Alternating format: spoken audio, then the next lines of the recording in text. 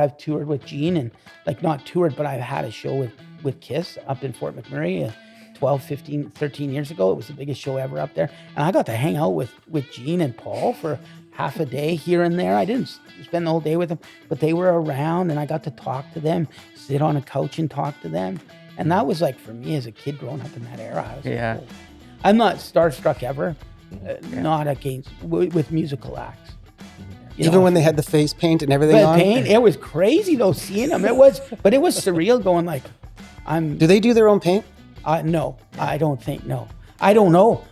They're not. I'm not going backstage with Gene and that. God, I will say there was one time, like we were up in the arena in Fort McMurray, and it's an outdoor show, but the arena was the green room, and just before they're going on, Gene and Paul come out and they're like, "Hey, Paul," and I was sitting on a little couch like that, and Gene walked up, and he's pretty tall, anyways, and he's tall with his boots.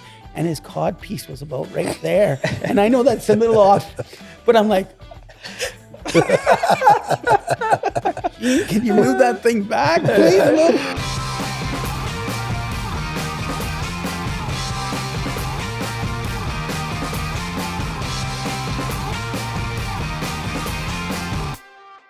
Well, hello, everybody. Welcome to another episode of Efficient by Design podcast. Today, we have a very special guest, along with our co-hosts, Mark and Brad.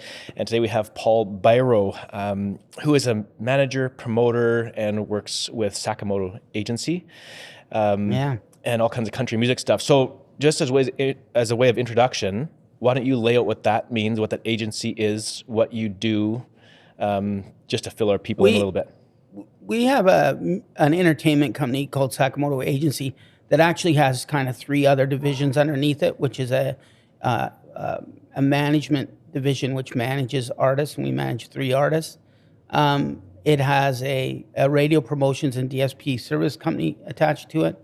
And then we have a record label that we're partnered with, Warner Canada, Sakamoto Music. And then we have the primary bigger company, which is Sakamoto Agency, which we represent about 25 artists exclusively in Canada and some areas around the world, other areas like the US or Europe. And we also, under Sakamoto Agency, we also program a number of large events in Canada. So we program River and Roots Festival in Paris, Ontario, that's opening this year. And we do their fair. We program the main stage at the Ponoka Stampede. So, 10,000, 9,000 people a day. We do the main stage. We have 4 acts on the main stage. Do the Swift Current exhibition. There's a number of properties that we program across the country as well, and more of that coming on. And then our name partner, Ron Sakamoto, has been I know, even though some people don't think this is true, he is the biggest independent country promoter of all time in Canada. So he promotes and puts on shows. And if you've seen, Reba McEntire not too many years ago in Penticton, that was our tour, or Ron's tour, and Jeff Tanazawa's tour. If you've seen, Old Dominion, that was our tour. Long time, all the Keith Urban tours were Ron's tours. So he's another piece of the business, but they are kind of separate but the same. Yeah. And again, he's our name partner and been around the business for a long time. So you work with a pile of high-profile country musicians, primarily in tours and stuff, primarily in Canada, but in the States as well. We focus primarily our business in Canada domestically, but it does at times, because we do so much buying, we bring a lot of American acts up to Canada for different places, even though we don't represent them. But we represent Canadian artists. We think some of the best Canadian country artists in Canada, but it's not a huge roster either, and a very much of a development roster. So multiple award-winning group, Washboard Union, that I know you guys know some of those guys in there. Washboard, we've worked with them. They're Canadian Country Music Group of the Year, multiple years. Roots Artist of the Year in Canada, multiple years. They're the only country band that ever won a Juno for Breakthrough Band of the Year. We have Aaron Goodvin, who's one of our senior guys on the roster we worked with a long time, been living and writing songs in Nashville for 10 plus years. He has, a double platinum selling singles. He has gold records, and Washboard does as well. And, he's had 2 number ones in Canada and 8+ top 10s. And so is Washboard. Washboard's had, 10, I don't know, so many top 10s. It's crazy. And then we have development acts like Haley Benedict that's coming up, and our friends at Nice Horse and the Abrams, one of the greatest live acts I've ever seen, and my friend Chris Buck. There's a whole bunch. I don't want to say all their names, but because they'd all be mad at me for the ones I don't mention. But they're all really talented. So we've built up this roster of development acts over many years, and it's been pretty rewarding. Yeah, right? And amongst all those big names and their accolades, you have been. You've won all sorts of awards in this industry as well. So list some of those just again to kind of cement the credibility of what you've done and the agency. As all of these things become more and more public, it's hard to say because I've been at this 30 years. So I like to say that for the first 20 years, I was nominated by the Canadian Country Music Association 20 years in a row in some fashion. But I wasn't. But I was. Or a company that I worked for at the time was and may have won, but I, for 20 years, it was in the running, I think, for almost every year for 20 years and never won anything. Right? Like the Susan Lucci of the Canadian Country Music Awards, that's kind of an older joke. Yeah. By the time I won one, that joke was so old, no one remembered it. So I'm glad somebody laughed. She just won. Didn't she just win one? I think she won one. Anyway, So I won 4. The agency has won 4 times consecutively Agency of the Year. And I think that I've won, a Canadian Country Music Agency of the Year. And I won for Entertainment Buyer or Promoter of the Year for Canadian Country Music 4 times. So that's you personally? 5. Yeah, that one I won. Okay. And then the other one is the complete agency that I operate. And those are pretty recent, right? Haven't those you been are winning all the last 5 years? Yeah. 5-6 years. Yeah. We've really built. Just recently, and won Agency of the Year this past year. Right. So it's pretty interesting because in our sleepy little town of Summerland here, how many people? 12,000? Yeah, something like that. Yeah. It feels way smaller though because it's so spread out. Yeah. But in our little town, we've got all these gems that you just don't expect to be here. And as you and I have kind of rubbed shoulders over the last several years, and with my brother. We know you through church, and our kids go to school together, and then we just kind of hear that you're into working with some musicians and different things, and then you get a little bit deeper, oh no, this is you got a really legit career working with high profile musicians and these big tours and everything, which is pretty fascinating. So just for context with our kids, your son Will and our 2 oldest kids, my daughter Danae, they were the 2 leads in the high school musical that they did their last performance this last Saturday, their grade 12 final thing. So that was pretty awesome to watch, and they had some stage kisses even. Oh yeah, that was the talk around the house. I'll tell you what.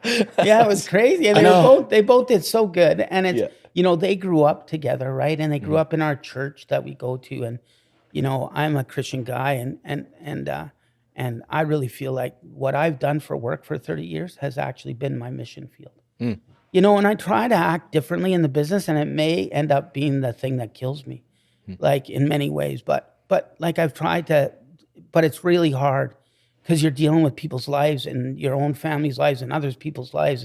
And so to act in a Christian way is really easy to say on a good day, but on a really challenging day, how do you conduct yourself? And I fall short every single day, but I'm struggling for it. So back to our kids, they grew up together. So to see them do that and go to that, I'm so emotional. Yeah. I got to be careful how much we talk about it because I'll start crying. Because I'm a lot older than you, and my oldest is the same age as Danae. And, it's to think about doing this is his last high school theater performance. Yeah, that's crazy. This is his last, time he's going to be with us for for a holiday because he's going away to university, and he's going to be back, of course, but you start thinking of these things. So. Yeah, he did. I was there after that performance for striking the set, and I helped take all the stuff apart and there with all the high school kids there during that time, and the theater kids, it is just a crying fest. It was unreal. However, I have to say, Will was pretty solid. There was a lot of other actors that were just a hot mess. And what was he like when you got home? Like, was he? He was very good. He was good. Yeah. He was good, but he was also like open to saying, yeah, the cast is pretty sad and there's some sadness about this. And we talked to him about it. Made sure he was with some friends the next day and stuff like that. But it's a big thing. But he was good. He was good. He felt he did a pretty good job. Yeah. You know? So they did the musical Newsies, set in what era was that? In the 30s or something? Yeah. Yeah, probably Somewhere in there.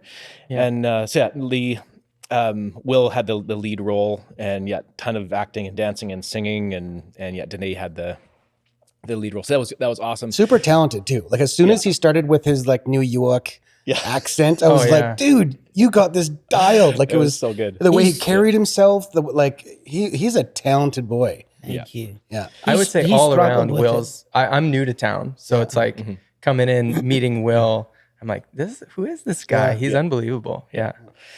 And then you have some music in your family, primarily your wife. Is Yeah. that correct? Do you have much musical background? So in my family, my family culture, like my present, like my own direct family right now, but was really into art and music. And, my brothers and sisters, they were in the school plays and I was in some drama, but I couldn't sing, but they could all sing. And then music in that era too, growing up in the 70s and 80s was really big. You heard it on the radio people, like not your phone. You turned on your radio and you're committed to it and you waited for the albums to come out. And it was just a really big thing. So music and art, and my mom was into some art stuff. She had a couple ceramic shops, art and music, we farm family were part of our lives and just became very important to us. So for me, music was really a passion for me. And my stepfather loved country music, Morris Shippett. He just loved country music. And we would work in the farm and he would put in his old truck, Merle Haggard, 8-track tapes, go look that up. 8-track tapes, and he would and Merle Haggard and Johnny Cash and Elvis Presley and Marty Robbins.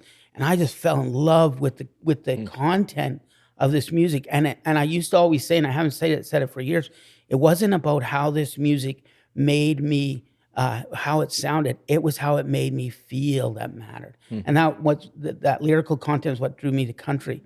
And then my wife, Sonia, fast forward 150 years, because I got married very late. I wasted a lot of time just, working in this business. It's all encompassing.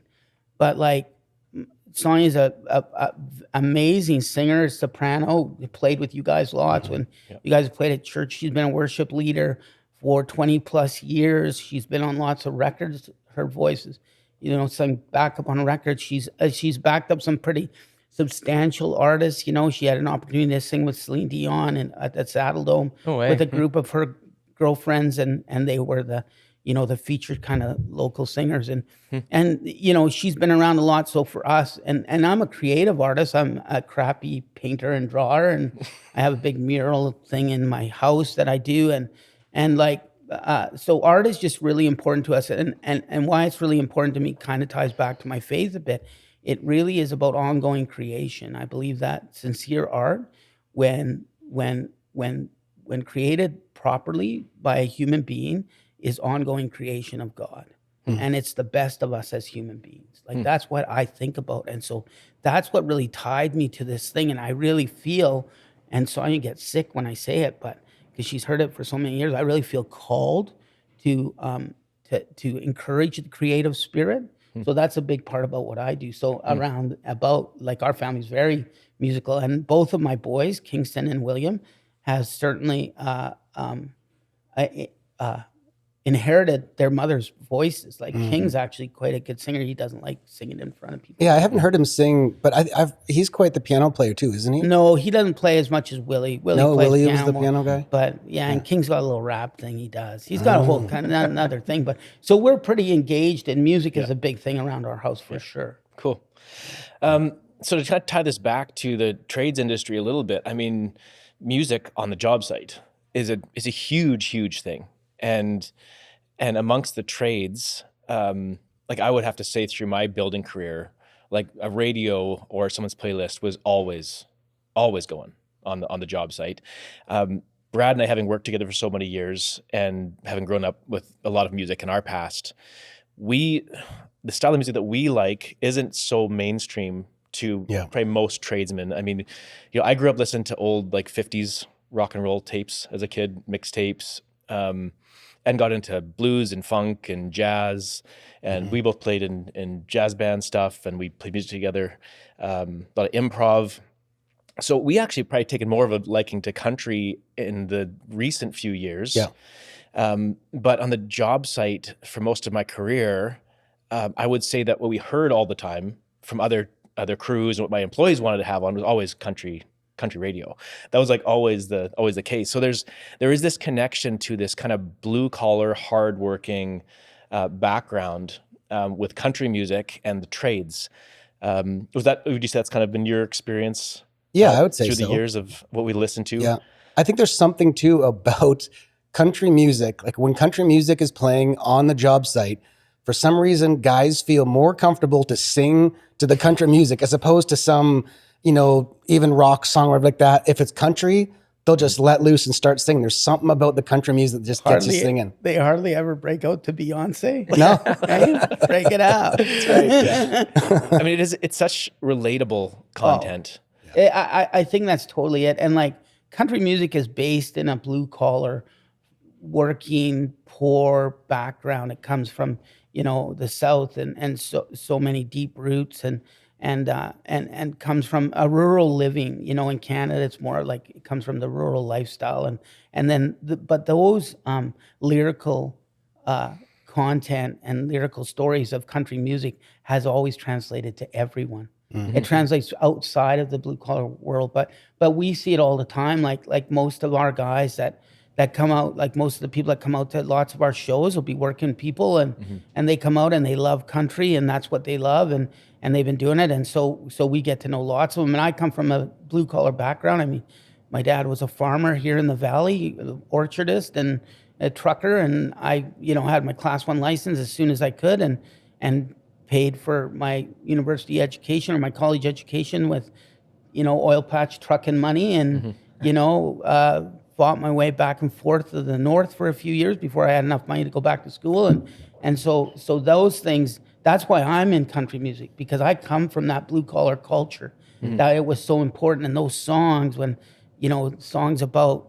whatever, I'm a worried man from Johnny Cash, when my dad's worrying about the cherries being frozen out, those things, those were part of our lives, and so that's why I think working folks and guys on construction sites, I think that's why they're drawn to it, right? And it doesn't hurt that some of those songs too are the flip side of it. They're fun, they're whether it was, Marty Robbins singing about a party song back in the day, or whether it's, Zach or one of the new, huge artists of today singing about a party song. It's also talking about Friday nights, and George Strait talking about, or Chris Ledoux talking about putting on his white shirt and going into the dance in town. Like these things, when you're a working man and it's Friday night, these things are a working woman, a working person, like in this modern era, like these things, that's why country music is part of that culture, I think. It's so relatable, It's so relatable in that, like, you hear that song and you're like, this guy knows me. This guy's talking about my thing, my upbringing, because again, there's so many other genres and there is a lot of guys, especially young guys that come out and they have their gangster rap going or their whatever like that. I'm like, and fair enough. I love some of that stuff as well. Yeah. But it's hard to relate sometimes to a lot of these other things. And then you get some good old country song that's just singing your tune. Man. It's like, hey, that's me on the radio. Yeah. Talking about how hard it is, because it is hard. You're looking forward to the weekend. You're dealing with the realities of life and parents and a relationship. Those are real world experiences for tradespeople, and not that that's not true for people in other industries and other disciplines, but it's so true 99% of the time for the tradespeople. Music of any kind moves each of us in its different way, and art moves us all. Country music just seems to really talk to that piece of our soul that is about joy and struggle at the same time, and the human existence, right? It really digs into it. It's not just about this feeling that it might give you because of sonically how it sounds. It's the feeling that those lyrics give you, and that's why I think, we work and people love it, right?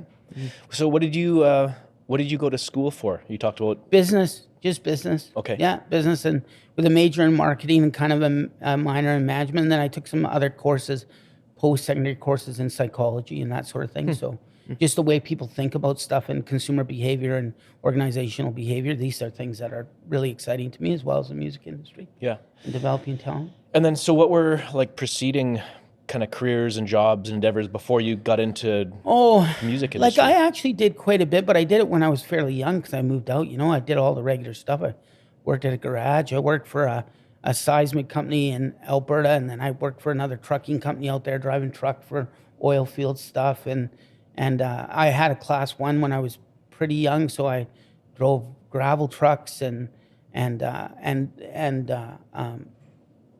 all kinds of things. I worked on the tools a bit. I worked for some construction stuff. I sold building supplies when I was first out of college. I sold commercial building supplies. So, you go around and see the builders and talk to them and all of that. So, so all kinds of things like that. And I sold radio advertising when I started.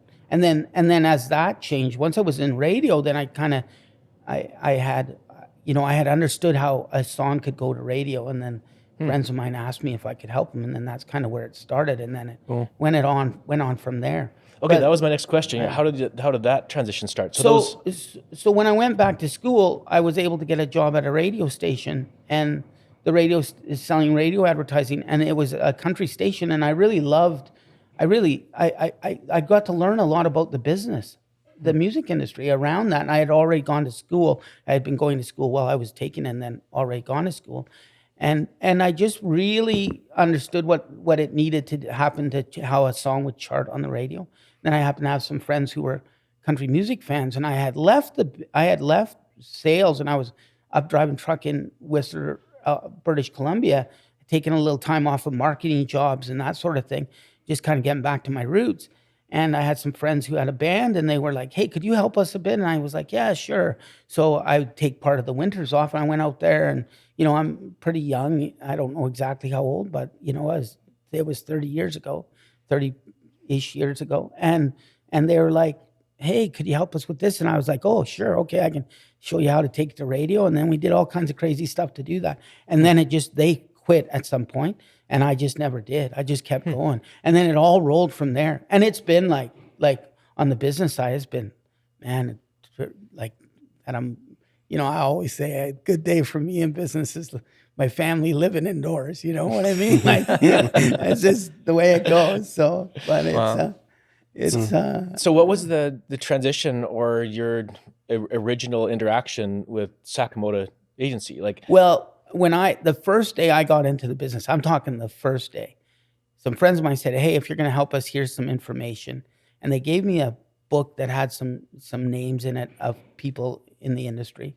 And I did a little bit of research, and you couldn't do research on the internet back then, right? I was going to the libraries. I was talking to a lot of people I had met in the business, and just phoning people. And I had this directory, and I'm phoning different people. I realized that Ron was one of the biggest promoters for independent country music in the world at the time, and in Canada for country, and I was in country, and I had this little country band I wanted to get on one of his tours. So he was like literally probably my third call in the business, and he took my call. No way. Which he still does today, and I try to model what he's done, but I fall short of how he treats people. He's so good, and he called me back, and then that was it. But like I remember about 3-5 years later, we're starting to do some regular business together, and I'm at another company that I'm supposedly a partner at.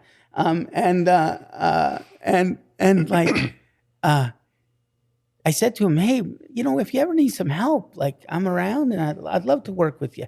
And he's like, oh, Paulie, I got help, and I don't need anybody right now, but you're a good little fella, and nice, thanks very much. He was very kind. He was way more kinder than that. And but fast forward 20 years, and we ended up being partners together because we had this relationship, and then it just came up that we were both transitioning from some other business we had, and it just happened. And he called me, and I called him, and well, actually, I think his right-hand man, who's one of my dearest friends, Jeff Tanazawa, called me, and Jeff said, hey, Ron wants to talk to you. I know that you're kind of open right now for some ideas. And And then it kind of went on from there. And then we just started chatting. And then now 11 years forward, this is where we're at today. So just really briefly, because I'm curious, what was Ron's entry into doing what he does? Oh, it's a really long story. He's a Japanese gentleman from Alberta. His family was put into internment camps, and their family was moved out of the Vancouver area, and a kind of a really tragic story, and then the most inspirational story. And he just grew up in southern Alberta, and country music was there, and he loved country music, and he could sing and yodel. And I understand he had a little bit of a band. And he's still, if you can get him to do it, he can still yodel. And it's just the most amazing thing to see. We got to get him on the podcast. Oh, you have. Oh, if you got him on the podcast, let me tell you, the numbers will go up. You got the wrong guy on here. Anyways, he's and then he was and then he just kind of went after it, and he opened a nightclub when he was like a teenager that was for teenage kids, and then it just rolled from there and never gave up. And like he's just like an inspiration, like incredible guy. That's so cool.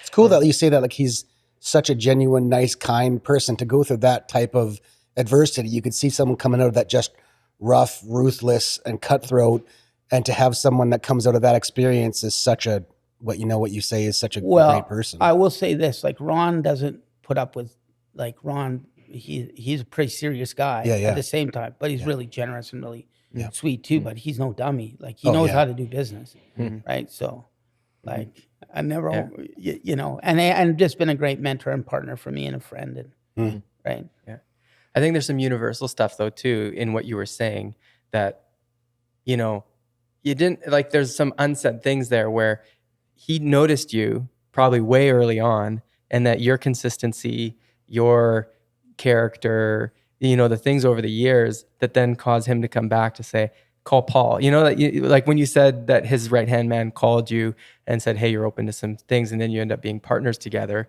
I know you said that quickly and lightly, but then in the back of my head, I'm like, oh man, that speaks so loudly to when everyone asks, like, how did somebody get to the point where they're managing, or like delivering artists like Tom Petty or whatever, right? Like, how do you get to that point?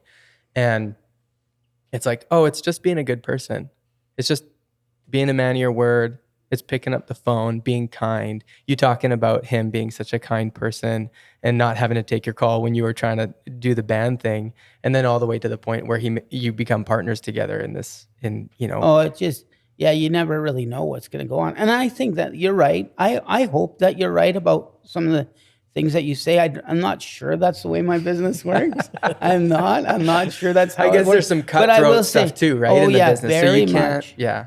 But they notice when someone shows up in a cutthroat industry and they're genuine, that pierces like a knife. Like that pierces through. And I've noticed it in like the film industry where they just know, you can tell the difference, but you still need to not be pushed around. You can't be pushed around. I think there's a bit of that, and you can be pushed around. You just got to push back at the right time and know when it matters or doesn't matter. Like, but I really feel like for me personally, I wanted to live my life this way.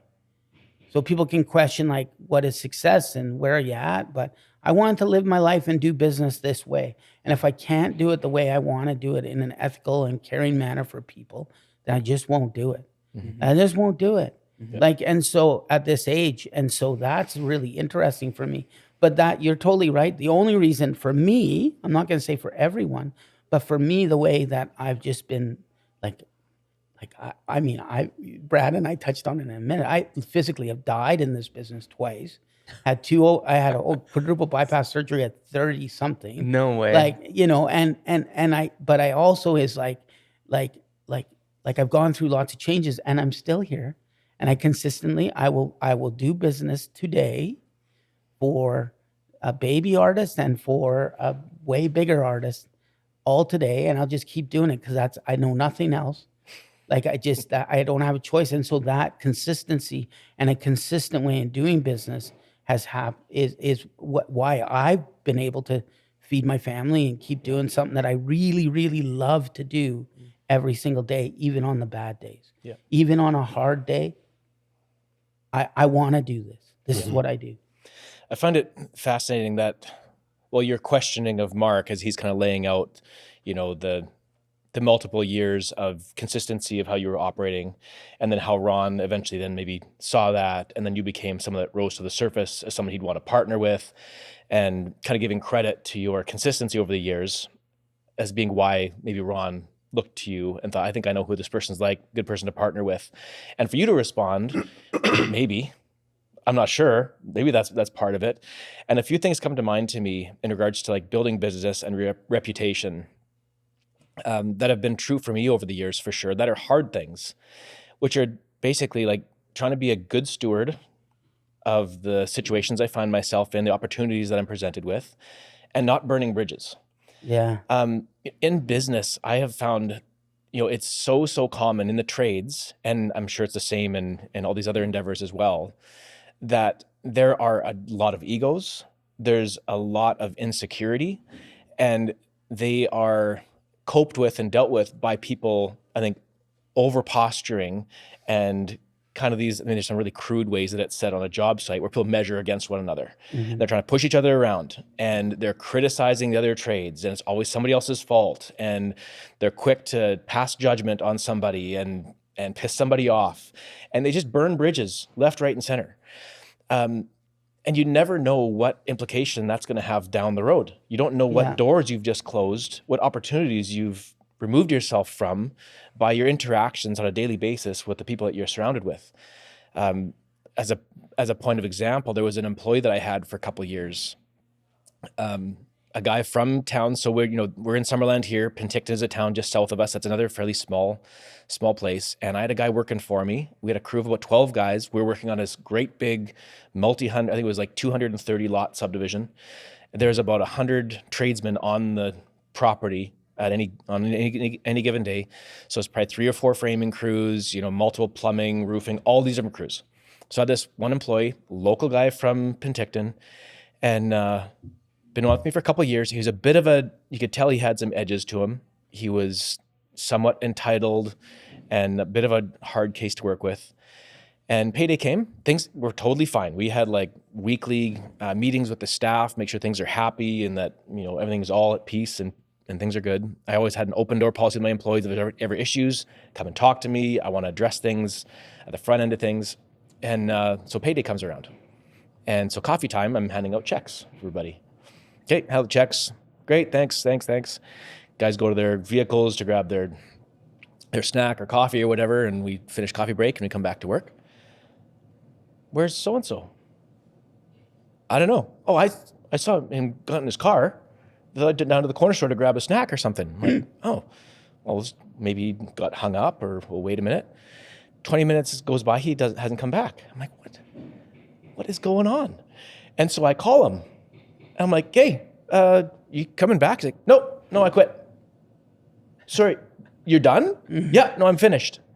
So you quit right now. No discussion, no farewell, no nothing. Yeah, no, I'm finished. I'm going to go work somewhere else. Okay, so you worked this week. Your pay today was for the previous 2 weeks. So you're going to have to come and get your check for this week. Yeah, just put it in the mail. No, you can come and pick it up from me next payday, actually.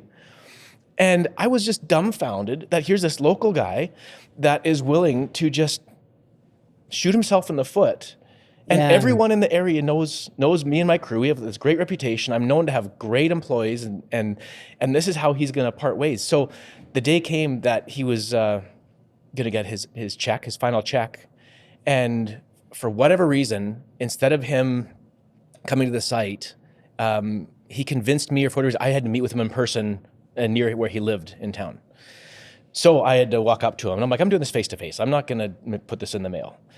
And so I walk up to this guy. I'm like, okay, here's your check. He's like, thanks. And he's going to just walk away. I'm like, just a little parting piece of wisdom. I feel like I just need to share, like, I would not recommend you part ways in any future endeavors with employment in this manner. It's not doing yourself any favors. Yeah. And he just lit me off, and it was a total prick. Made me so angry. And I'm like, so this is how you're going to leave this situation. This is the reputation that you're going to cement. You're going to build bridges, piss people off, piss in your own backyard. Yeah. Like I was just dumbfounded. I mean, in my defense, you could have just put it in the mail and we would have been fine. It would have been fun. So, I mean, there's a very, very small scenario, that is going to be true in your guys' world as well. And you never know the interactions that you have with someone at some point in time, how that could come back to you down the road. I think you're totally right. And resilience is everything. Like resilience is everything, and not burning bridges. We have a very small industry actually in Canada, and translate into North America, especially if you take it down from the bigger music industry and take it down to the country music industry. It's a very small business. You can't burn bridges. I've really tried not to burn bridges over years, and I'm talking like it's easy. When somebody it's easy to burn a bridge. Somebody pisses you off. You're justified and in you're doing justified, and it's easy to do. Yeah. In a really justified way, you could say, I'm never doing it. But I've never done that. I've gone, okay, we're parting ways. This is not comfortable, and we're not getting along, and I understand who you are, and I'm not going to carry on doing business with you in that fashion any longer. But I've gone out of my way not to burn bridges.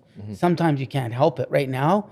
But one thing I will say this is I've got a person out there, and I can't believe it. I know you guys right there, and some people who know me who are listening are probably like, what? I've got somebody out there who's not very happy with me today. Like of something that happened kind of on a bigger scale, not really big, nobody lost any money or anything, but it had not a good transition with me, and I'll take my responsibility for it.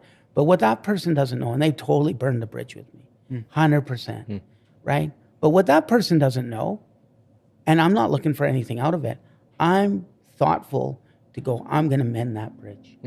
I'm not going to let that stand. And it won't stand, because I have had I've had people burn other bridges with me, but I've taken that stand and it's paid off. And it's again, I can phone even my biggest competitors in the country. I can phone them. Nobody will be like almost everyone will get it, and they'll take a call from me, and we can collaborate on things and work together on things. And burning bridges as any part of your life doesn't make any sense. No. There's times when you need to step away and not be part of a situation, for sure. Yeah, the biggest thing in business that I've probably learned is like what deals not to do. And I'm still learning that today. Yeah. I'm still learning it today. Yeah. That's huge, because it's not so much that you just not burn a bridge when you could. It's that when you technically feel like you should, and you're justified in it, and it would feel great. It would feel great. Give a little. I had a guy who I used to work with that I hired a long time ago that used to say, sometimes you just got to give a little back. And I don't really feel that way, but it feel good. It would feel good. But in the long run, it's doing nobody any good. It's building resentment, and just bolstering your own sense of pride and arrogance, and it's belittling somebody else. And I've said it before on the podcast that, as much as I still might not agree, anything that somebody else does, says, or thinks, to them, it makes sense. Yeah. No one's being ridiculous on purpose and thinking in their own head that I'm being totally disrespectful and that I'm in the wrong and I know what I'm doing it anyway. Like that's very rarely ever someone's position. They're justified in their own mind with the position that they're taking. So I have to, as much as I might not agree, I still have to acknowledge the reality that they are a valuable person that has their perspective and they're entitled to it. I might not agree with it, but I still have to respect that. So yeah, you've got to work really, really hard not to burn bridges. And in the trades in particular, where it's so cause and effect, and you've got like I think of on the job sites for us, when we've built this, I was very, very picky through our structures to before I built anything, I want to see the structural plans. I want to see the footing, foundation. I want to see the floor package. I want to see the beam spans. I want to see the truss layout, my point loads, so that I can, from the ground up, build a structure. By the time I put the roof on, it's not that there weren't errors along the way, but I've basically built it as strategically as possible. So I've got a great finished product with all the point loads and structures done. We've made it efficient, built it efficiently. And then a subtrade comes through, doesn't ask a question, and chops through my point loads and butchers my work and makes a complete mess of it. Well, I'm very justified in that moment to be like, screw you. You have made so much work for me. And, instead to take a posture of, okay, this is a problem. We have to deal with it. There's going to be some expense incurred, but let's see what we can learn from this. If we're going to work together in the future, here's how that needs to happen. Before you chop these holes, before you make this assumption, call me. I'm close by. I can zip by the site. We can talk about it. We can troubleshoot. I'll actually try to include you earlier on in the building of the building, so I can actually build to suit how you want to do this. We can collaborate. And when you start to build a reputation of being someone who's proactive and working with the subtrades, you end up with this harmonious build compared to one where it's just every single trade hating each other and having reason to just slander everybody to build their own sense of self-worth in a false manner. Like it's such a childish position that is taken on a job site so often. And it's so much of it is out of insecurity. Yeah. It's a and I think that's like, we're fraught with egos and insecurities and all of that in our industry, as well. And that talented person, but not just that talented artist. Like, there's as much industry egos as not. Right. And people want to burn those bridges, but it's such a small community. And I have so many friends who are tradespeople, and, so many of the artists that we work with, like, they came from, they're carpenters, and, some of the biggest country artists in Canada were carpenters and welders and, electricians and all kinds of things. So I have lots of friends that come from that, but there is that place where people will just, want to blow it up, and it doesn't make any sense at all. Yeah. And ego is a hard thing to manage. Like, you gotta have to do what I do. I have a bit of an ego, and I try to keep it under wraps. But you have to, because people are gonna beat the crap out of you every day. And if you don't have a bit of oh, I actually believe in this, I believe in what I can do, and here's my place in it, you'll get ran over. Yeah. Right. For sure. So there's this close balance to it. Right? You talk about it, even the community being very small in Canada. What does that look like as far as the actual bigger company?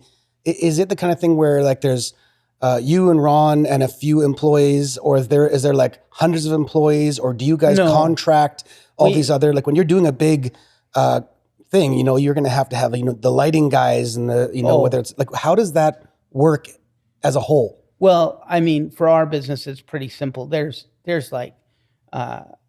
we have 4 employees plus Sonia and I. My wife works in the company, and then my partner Jeff has 2 people, and him, and then Ron has some other people. But it's not. It's the amount of work that we're doing with a record label, a radio promotions business, an agency, and a management company is outrageous for basically kind of 8 of us. Yeah. And then one of our partners at a senior level, that's kind of the co-chairs our board of directors. Essentially, we don't call it that, but that's exactly Ken Wagner. And then he's with us on strategies and that sort of stuff. And he's a partner of ours, and just an incredible businessman, and been a real blessing for me to know him. So it's a trickle down kind of but it's very horizontal. We all have jobs. They're all experts, and we all get at her and get doing it. And it's all virtual. We have one guy that contracts with us out of Europe, Frank, that handles our business in Europe. But it's all virtual, and we talk every day, or almost every day. When I say that, there's probably a few of the people that work under me that are laughing right now and going, yeah, sure we do. Well, but there's something that people don't understand, in your industry and in some of the stuff that I do as well, is that on any given project, you know how to spin up vendors. So when you spin up a vendor on a tour or on stuff, you don't employ, it's like a GC. A GC is I'm going to build a whole, or a developer, I'm going to build a whole complex, right? And people are well, how do you hire all those people? It could be 4 people in an office. And then they fire this up, and they get the Luke Reamers of the world and all these other companies. They just know how to bring them all together. So when you do a stage tour, stadium tour, you have production companies. Oh yeah, you hire production companies in every city, and that production company will show up with 150 people. Right. And that's so when they look at Paul, or they look at some of these projects, they're how do you do this? And that's they're what trying happens. to piece them together, but it's vendors. And there's a line item of everything that you need, and we know it so well. And especially on the other side of my business, on the other side of the business with the arena touring, with Jeff Tanzawa, Tanny's been doing this as long as I have, and he knows every little thing. Yeah. He knows every arena and stadium in Canada, and probably most of North America. He knows every rigor that you need for the shows and how it's got to work and how it goes together. And so yeah, you subcontract all of that, but it's like a tour is like a moving business for as many days as that tour lasts, whether it's 5 dates or whether it's 30 dates if it's an arena tour. Hundreds of people traveling down the road. It's pretty exciting. That's pretty exciting. Oh, I can imagine it being so fun, to be a part of it. It's its own little community, of, like you said, the riggers and the lighting guys. They have their own languages. They have their own and it doesn't get delivered without the trades. Like it doesn't get delivered without tradespeople. I mean, there's electricians and there's carpenters and there's all kinds of people that are needed on every tour. Right. Yeah. So before we started too, you also talked about some of those different titles. I'm really curious to, we talked about an agent versus a promoter versus what are those roles? And again, you even said, agents aren't super liked people sometimes. I think that you can get so much music history now and see it agents aren't primarily my biggest part in this in the business for 30 years is acting as an agent. So an agent represents an artist in their public appearances. And that can transcend to movies and theater, whatever. I'm only have ever worked in the music industry, and most often in the as a representative for country music artists, some other artists too over time. So we represent the artists. So we negotiate their live performances, and hopefully you're a good enough agent that you help strategize so that the live performances add to everything else that they do in their career. And really, in music these days, live is the catalyst for everything. Used to kind of be like the recorded product was the big catalyst, but it almost is like now that's sort of shifted. Yeah. Like if the live show's great, if people have seen it streaming, and then all of a sudden, the product, and then they love the music. It's just, it's taken it's almost like it's taken a little bit of a switch that if you're not in the business, it's hard to see. Like that is becoming, the live show is becoming so important. And so you got to build it over time, which maybe before you might have a hit record and all of a sudden you could fill up every arena in the world. Which I think is so awesome that it has gone that way. Because I think there was, for someone who doesn't know the music industry, there was almost this sadness of music becoming this thing where it's all cookie cutter. It's pounded out by a computer generated this, and then we have our Spotify and our Apple Music, and we have all, but the fact that the live concert is becoming more and more of a bigger thing for people to have this experience with a community of people, that energy that they would have. And I'm assuming that after COVID, probably there was a big well of people being like, holy crap, we actually need art more than ever now to bring us together into, I could be wrong in saying that, but I'm curious.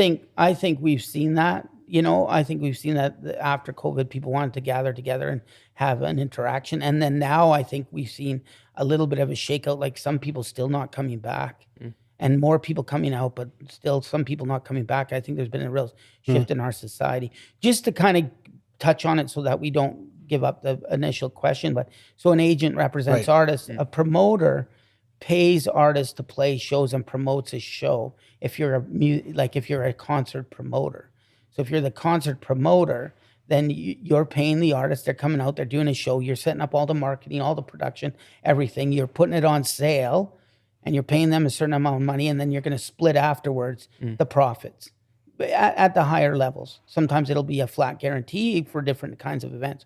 So a promoter, earlier we were talking about, Mark was mentioning like, who do they like the most? Well, if a promoter pays their bills and they're giving out shows and they're the guy signing the check, well, we all love the right promoter. But there's the classic stories of the promoters that don't pay. And that's why they're hated. And then there's some of that is hated.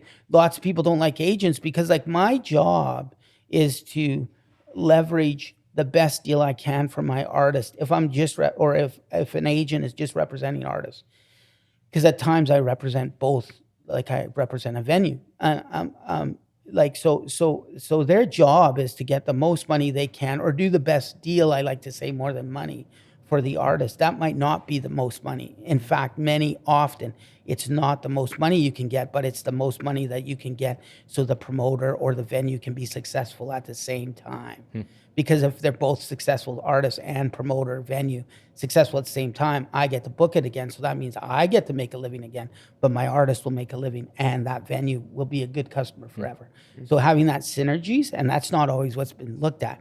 So lots of agents are that way. And then agents, like artists, can be a bit fickle sometimes, as we all can.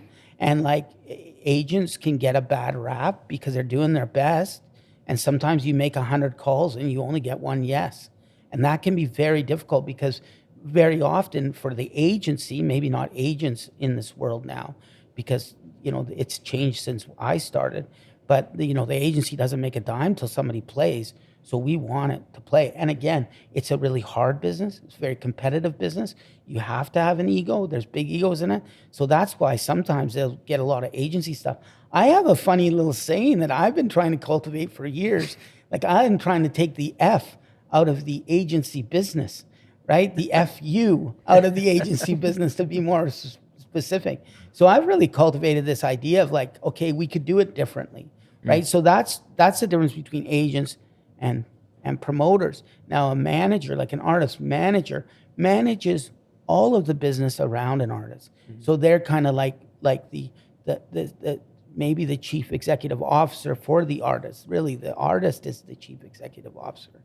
But maybe their manager should be like their president that goes, these are, from my experience and what I have, these are the kind of shows we should do. This is the kind of music we should release.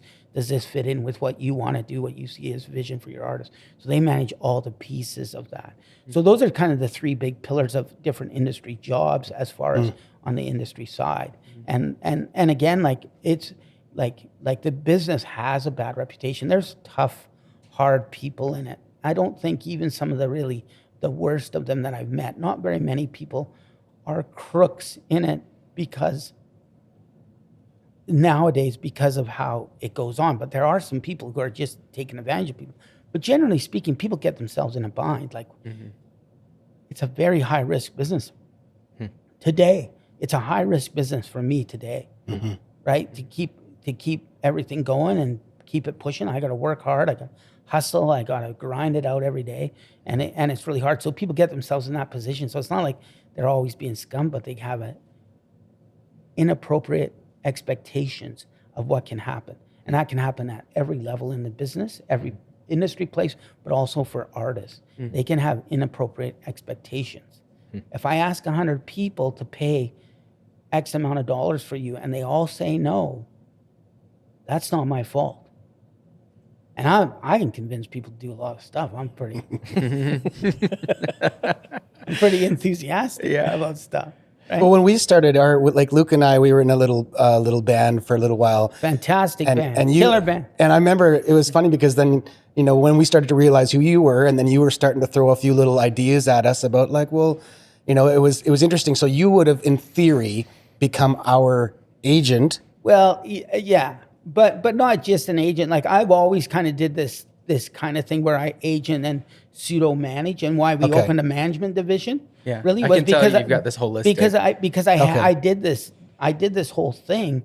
I managed artists almost, but without getting paid for it. So what I did is I put people who were way smarter than me around that, and built a little division out of it. And we're in a fledgling place. But I'll tell you what, we got an artist that is gonna light up this world, and we have 3 artists we feel on our management side that could light up this world. Cool. And we're quite a ways down the road on a couple of them. Oh, I really appreciate that you saying that. It was funny. You guys were great. You know, it's funny. I remember when we played some show and festival, and I remember the funny thing you said, because it was me and Justin, I think, were kind of more in the front. And then Luke was a little bit further back, sitting down, you know, ripping on his. And he's like, "You got to get that Luke guy. You need to get him standing up, bring him front and center, get a nice, tell him to smile. Wow. He's got a great smile. Tell him to get an electric guitar face. You know, the guys with the face. Yeah, get a bit more. You gotta get a face, get a stank face. Like, I mean, we've gotten to know each other over at church and because of our kids at theater and school. And stuff. But like, yeah, you can be pretty stoic on stage at times. And like, you smile, look at that smile. That right there. I can make money off that smile tomorrow. Yeah. I was going to say there's a lot of intangibles too. Do you find that there's always been intangibles in like, as a manager or when you're trying to promote things? Do you find that now with like the landscape, the digital landscape, that those, like when you said you're not always looking for the top dollar, sometimes you're going to tell somebody to take something with $0 attached because the intangibles are like 100%. Like you players. got to be thoughtful of that every minute of the day. Like, and that's the strategy that is brought into it. So it's not just about going out. Like when I first started, it was just about going out and making the kill, so to speak, book the show, get the artist the money. For me, it's always been about what money I can deliver to the artist, not my commission. Like I'm always thinking about that, and maybe sometimes that has not been good for me, but so I'm always still to this day excited about it. It can be $100 deal. I'll get excited about it if I know the artist is getting their money in their pocket. I'm excited about it. Yeah.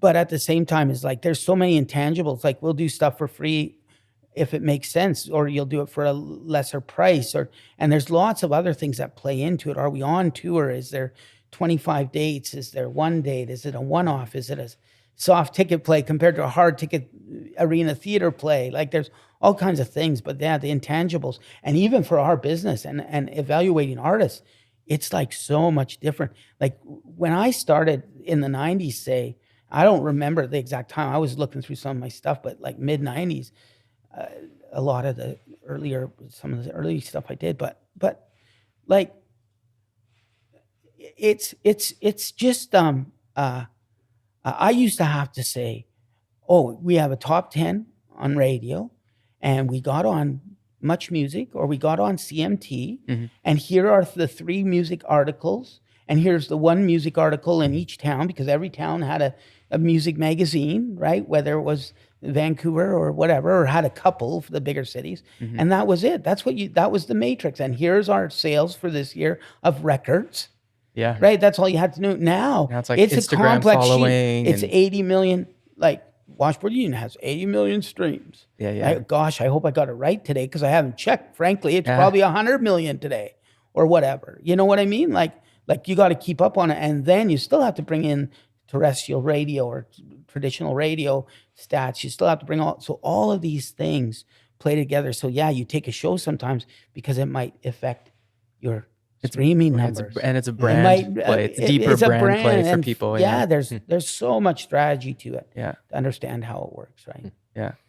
You've mentioned big egos a few times, and I'm just curious. You don't have to name names, obviously, but like with people going from being blue collar tradespeople to high profile, very high fame, and getting into a musical career, like what are some of the things that you have seen on the good and the bad side of like a blue collar person that then deals with fame really well, and then one that maybe doesn't? Because there's going to be extremes on both sides, and some people get into music, to make money. It's a business decision, and they're more of a poser of having been blue collar. Like, what are some of the stories around that? I've heard things of people being really picky about what things are in their trailer on site, and all those different blue Skittles, blue Skittles, all that stuff. Yeah, it's funny. Anybody who's ever worked in the industry gets asked that question. But I think first on the ego side of it, it's like, I've worked primarily very closely with Canadian country artists. So even though they've been some of the biggest country artists in the world, or country artists in Canada, like Pat Conroy, was a big star in the 90s. I got to help Gord Bamford launch his career. Gord became a big star in Canada, and still a big star. I got to do some early dates. I worked with an agency that represented Johnny Reed for a while. I knew Johnny before anyone. I remember met Johnny the first time he ever worked at a CCMA or a showcase for the Canadian Country Music Association. It's the first time I ever met him. And later in years, I got to book. I wasn't his agent, I wasn't his responsible agent, but I got to work for the agency, and I was the agency at where we booked Johnny. And so I got to work with him. And Ron is still Johnny's promoter in Canada. So I've got to work with some pretty big artists and some big American artists. But for Canadian artists, it's not like somebody's getting $10 million tomorrow, right? As they launch their Canadian country music career. But you do see people that like too early on, they're like all of a sudden come in a big star. I had a young fellow who I really like. He's still out there playing and he's not so young anymore. But like I brought him an offer on a rodeo about 10 years ago, 11 years ago. And it was like an offer he should have taken. But he was like, I think he was posturing a bit because of our company and who we were at the time or whatever. Like And he's like, I want more money. Yeah, we yeah, should yeah. I get more money than that. Yeah. And it did the exact opposite of what I had thought he did. It made me go, oh, well, they don't have it. It wasn't me. I would love to have gotten him that money. I would have made more money. But I'm like, oh, this is all the gig has. And he was kind of negative and a little bit condescending to me. And I'm like, oh, okay, then don't do the gig. Like, it's not personal.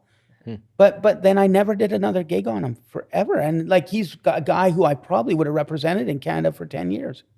Like, because he was just kind of my sort of artist, a Canadian guy. I actually really liked him, but this thing, it was just, he had this weird feeling. So sometimes they get out of hand on it. And then there's other people who are just so generous and kind. Like, I mean, I don't know Reba McEntire, but I've done quite a few, some dates on her, and Ron has toured her.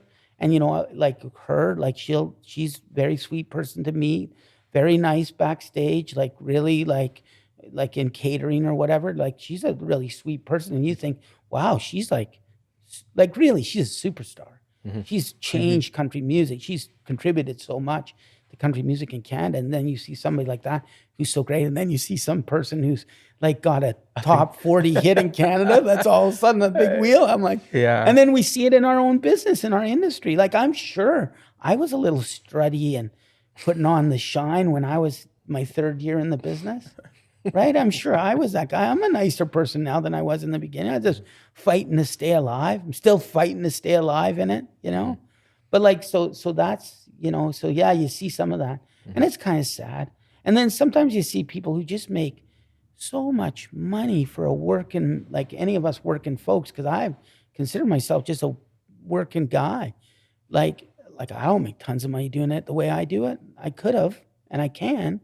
But like, I do okay, and I'm happy about my life. But like, I see some people who make a lot of money and they sure waste it pretty quick. And then it comes back on me because I'm everything I do in this world is about generating revenue for people. Like, I kind of hate it, to be honest, in some ways about how that is. But then it kind of comes back to me. Like, if they've spent too much on building that new house at the lake, it comes back to me. And I'm like, hey, we're going to do everything we can. We've got to do it all together. But like, so there's sometimes you see things where people get out of hand. Yeah. And it's fun. Like, I've seen some great hairy stuff. But like, I've also been, like, I've toured with Gene, and like, not toured, but I've had a show with Kiss up in Fort McMurray 12, 15, 13 years ago. It was the biggest show ever up there. And I got to hang out with Gene and Paul for half a day here and there. I didn't spend the whole day with them, but they were around and I got to talk to them, sit on a couch and talk to them. And that was like, for me as a kid growing up in that era, I was like, oh, I'm not starstruck ever, not against, with musical acts. Even when they had the face paint and everything on? It was crazy though, seeing them. It was surreal going like, Do they do their own paint? No, I don't think, no. I don't know. They're not, I'm not going backstage with Gene and that. God. I will say there was one time, like, we were up in the arena in Fort McMurray, and it's an outdoor show, but the arena was the green room. And just before they're going on, Gene and Paul come out and they're like, hey, Paul. And I was sitting on a little couch like that. And Gene walked up, and he's pretty tall anyways. And he's tall with his boots, and his cod piece was about right there. And I know that's a little off, but I'm like, Gene, can you move that thing back, please? But they were so kind, like those guys. Like, you know, you hear all these stories about people being so obnoxious, but like, they didn't have to say it, even though I convinced the community to pay the money to bring them to Fort McMurray. I got the money. I set up the show, did everything for my bosses that I worked for at the time. And I got to show up there, but they didn't need to talk to me just because I did all that and just because I was there to help and make sure everything went good. They didn't have to talk to me. They didn't have to be kind to me, but they were, and that blew me away. Right? And I've worked with some sweet artists over the years, like our guys, like Aaron Goodwin. He's actually a really sweet guy, and he's had some great success. Washboard Union, like the biggest compliment I get from my buyers is like when one of our artists are on their site, that they phone me and say they were the nicest people ever to work with. And that's what I try to convey to them, and even how we do it is like, let's be respectful and kind, especially when people don't deserve it, and then we'll deal with all the problems afterwards. You as the artist, you should go out, be kind, phone me, yell at me at 2:00 in the morning, and then I'll go back and I'll have a discussion with who we have to discuss. What's interesting to me is that what people don't realize is like at every level, like if you hop on a job site or you work in jump into a Zoom call, if you're a dick right out of the gate, like nobody wants to play ball. So even as an artist, people just think, like they can do whatever they want. And for some they can, and some are not kind people. Like there is that, reality. But there's also just this human reality that across the board, a lot of these people, they're where they're at because they were talented, but then they were able to mix that with just being kind, with being wanting to play ball. Yeah. Like last year, we just did a doc series and we put Alice Cooper on it. Yeah. And meeting him, like everyone is like, well, what was it like hanging out with him and his wife and that kind of stuff? And you're like, it was like hanging out with you guys. It felt so good. Yeah. He had such great stories. He wanted to know, like, what's up? Hey, man, how you doing? Oh, he showed up in this like muscle car, this like 60s Mustang. Yes. And instead of being like, what's up, guys? Like we came out and we all had bets, like, what's Alice Cooper going to show up in? And I was like, it's going to be a 70s muscle car. And then it was like a 60s muscle car. And I came out and I was like, we had bets. We thought we were going to, I was like, I said 70s muscle car. And then he corrects me. He's like, it's 60s. You want to see under the hood? Yeah. And he pops the hood and he's like, wants to talk about it. He's like, yeah, they did this and they did this. And then, and his wife, Cheryl, is just the sweetest lady. And she's the one who kind of was like touching up his makeup for the interview and stuff like that. And then he wanted to hang out. Like he wanted to. And what struck me in that moment is like, this guy would have been the biggest thing along with Kiss and these guys back in the 70s, 80s, whatever. Stadium act. And he's been doing this for 40 years and he wants to hang out, shoot the shit and talk stories. And you're like, I love this guy. And you forget that who they are. And then you're like, oh, this is why people want to show up Why it with really him. worked, what the longevity was in his career. If I can interject an Alice Cooper story. Yeah. So Alice is one of my favorite rock bands from the day, and me and my brother Dan always loved him. And the first time I met Alice was a bajillion years ago at a Juno's Award in Edmonton, I think it was. And I seen him at the Warner, I think it was a Warner party. And I seen him at the other end of the restaurant where this private party was, but it was a private party for lots of people during the Junos. Anyways, Warner party. And I brought myself around. I could see I'm gonna run into him. Like, I'm not a fan chaser guy. Like, I think that's if you're gonna be in this industry, you got to give people their space. But I just couldn't help myself. And so I ran around, and we're drinking back in the day, and I'm like, hey, Mr. Cooper, how are you?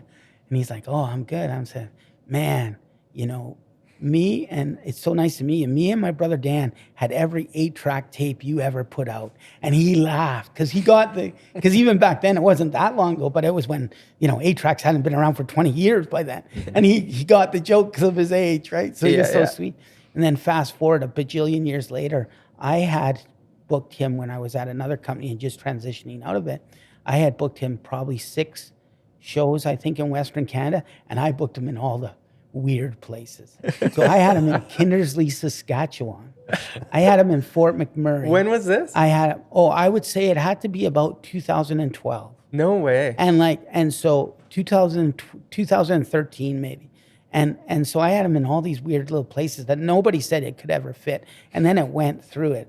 And I was at the Kindersley show, and he was really sweet, but his tour manager, not a guy to be trifled with. And his tour manager, we were a little bit late with breakfast in Kindersley, and his tour manager was like, well, that's it. Let's effing load this thing up and just quit. We're not doing the show. Like, breakfast is 10 minutes late, right? Talk about ego. Breakfast is 10 minutes late. I'm like, oh, okay. And in front of his crew and my crew, and there's lots of people in that little arena. And I said, I looked at this guy and the tour manager, who's notorious. And I said, well, if you're leaving, I'm coming with you. And everybody else looked around. And they started laughing, and then he lightened up just enough so Yeah. that breakfast came out. Everybody was happy, and we did the show. It was great. But to be awesome. around Alice again, like to see that, Yeah. like to get to do that, like for me, it just blew me away. And I got to be on probably the last of the Western dates for Merle Haggard. And for me, that was probably the most impactful, you know, one of the most impactful moments I ever had in the industry. You know, just being on tour with him. I had, again, a half dozen dates in Western Canada a number of years ago, and probably 10 years ago now.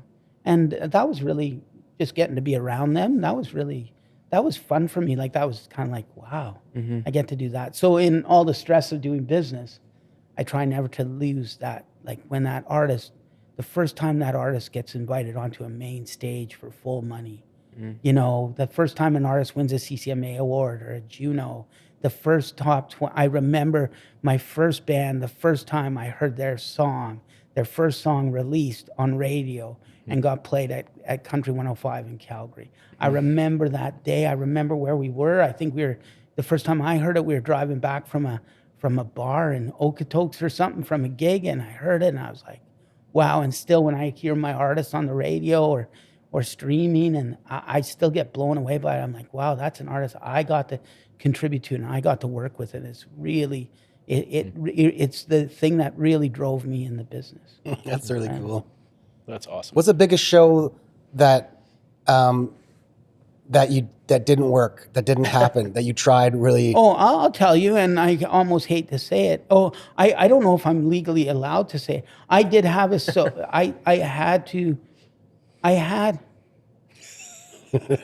yeah, I gotta be careful. Wheels turning, yeah. Anyways, I can't actually tell you the artist, Okay. but I had a tour of five shows that I wanted to do: Kelowna, Victoria, Calgary, Regina, Edmonton. And we had this artist that had sold 150 million lifetime records, real records, huge, selling out all over the world, right? Kind of a reunion of the original lineup.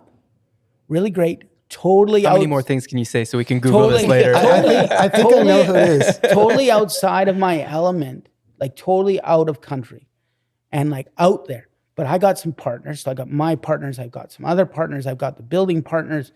We're going to do this thing. And we bought it for Canadian dollars. We bought a UK act from an American agency for Canadian dollars. And I negotiated it down to probably 50% of what their original ask was. Like, I mean, we set up the deal. I wanted to sell 1,300 tickets on a band that was selling out the Hollywood Bowl multiple nights. I wanted to sell 1,500, 1,800 tickets. I wanted to sell 2,000 tickets in Kelowna. Like, I wasn't overreaching, and it died. And in the end, we lost about $90,000. But in the end, my little part of my company, and thank goodness I had a good partner in Ron that helped me out a little bit.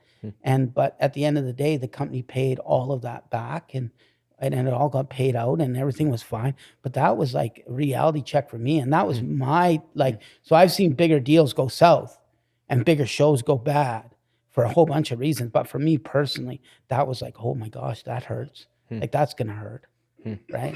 But we got through it, and I'm really proud of how we handled it. Again, not burning bridges. We got everybody out that we could, all our partners as best we could, and we did the best job that we could, and we survived it, and we're here today. Yeah, you know? that speaks back to something you said a little while ago, with artists being kind of presented with different decisions, whether you want to do this show, is it not enough money or not? Am I too good for it? So there's the direct comparison to those of us in the trades that are trying to get jobs. Yeah. And you're trying to decide what, especially when you're getting started, what kind of jobs am I going to do? What kind of reputation am I trying to build? What things am I going to say no to? What things am I too good for? And trying to weigh all those things out. Because you're going to experience, either extreme to some degree, hopefully never extreme enough that's going to bankrupt you, make you lose the shirt off your back. But in trying to get jobs in a competitive market, it's a difficult thing to do. Yeah. And there's lessons along the way where, when you first get started and you're looking at taking on a job and you're having to bid, you have to quote on this project, and you think, okay, this is what the expenses seem to be. I think it'll take me this long with this much help. Here's a little bit of margin. We can probably do it quicker than that. And you get into it. You get the job and you get into it. And then something takes a bit longer, and something else takes a bit longer, and something else goes sideways. And then you get the floor joist system layout, and turns out there's like all these multiply beams that you have to put all these unforeseen costs and time. And you get through this project and you're like, okay, yeah, I've got this nice project now that can go to my resume as this nice thing we built. But at the end of the day, I actually lost money. I was working for free for a week, and I've got to now pay my helper. And you kind of take it on the chin, and you're like, okay, so next time, how do I do this better? And you hear that saying, you can you rob Peter to pay Paul, and you no pun intended. I like the way that Paul's went. like, I like this one. I like the way it went. And that is a real risk amongst tradespeople who have started their own businesses, where it's okay, that job didn't go how I thought it would. I'm going to learn from it. I got to keep food on the table. I got to take this next job. And so I'm going to take it. And then there's other bids that are competitive, and it's starting to push the numbers that you need to get. And, I've been through that in the past where I've ended up, doing jobs for less than I should have, and paid the price for it. Yeah. And it's super, super hard. So you're trying to establish, like, what's the reputation that I want? What kind of jobs do I want to be identified with? When you become sought after, say things are successful, now what's a respectful price? What's not insulting to the person? Like, trying to navigate that realm is a super complex thing. And I think as a tradesperson, and an artist, like, and all of us as we work, like, you want to balance that. And there's times when you'll be super hot, right? Even as a trades guy, you might be the biggest electrician in town for so many years, but there's going to come a day when you're not. And then have you create a good emotional equity with your consumers, with your marketplace, so that you can they'll be with you when you're down as well as when you're up. Like right now, I would say that, and I don't know where it stands at. It's really hard for me to talk about this, but I would say our brand is certainly bigger than it's ever been. We're on a cusp of being able to break into a whole nother level of everything we've done. And we're either we're going to take that challenge on and push forward, or we're going to be calm and still add value and do great things here in Canada.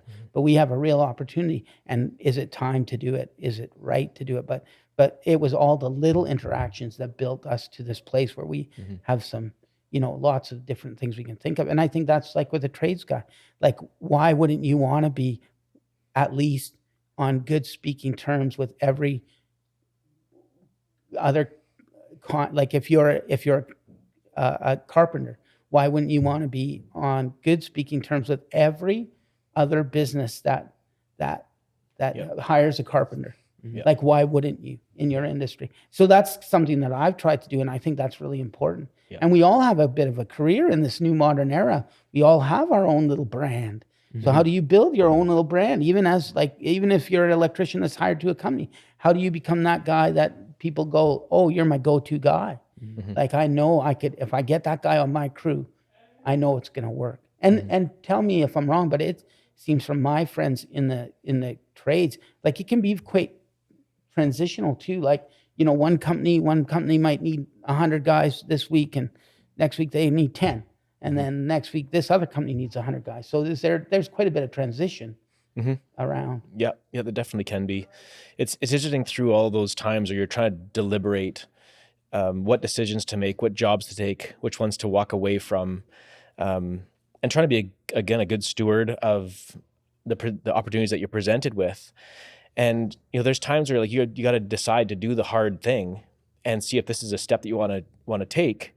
And I know for me, like, a lesson I've been kind of learning lately, just in regards to my own self-discipline and kind of staying on track with what I've decided to do, it's really hard to have the willpower to stick to things and have the self-discipline required to stay the course all the time, whatever kind of discipline you're trying to develop. And one kind of psychological trick I've played on myself lately is I imagine myself in the future. And I think of myself in the future. What would my future self be proud of looking back? Yeah. What decision would I make now that future me would be impressed with, would be happy about? And it's another way to kind of self-manipulate myself to make good decisions, have good self-discipline, so that I'm not going to do the lazy, easy thing that feels easy now, that later on I'm like, I wish I would have invested when I had the chance in whatever that skill or ability or self-discipline was. So that's a thing that I've put into practice lately that is like, some days it's about getting out of bed as early as I feel like I need to. I'm like, I want to sleep. I'm tired. And I'm thinking my future self would be proud of you if you got your lazy butt out of bed and did what you said you were going to do yesterday. Yeah, this morning, I get that. I'm I get curious that. with both of you guys, because I think in a way it's just kind of on topic, and you're both in a similar situation where you know, in the next 24 hours, some huge different things could come up with your business, and there's some possible big changes.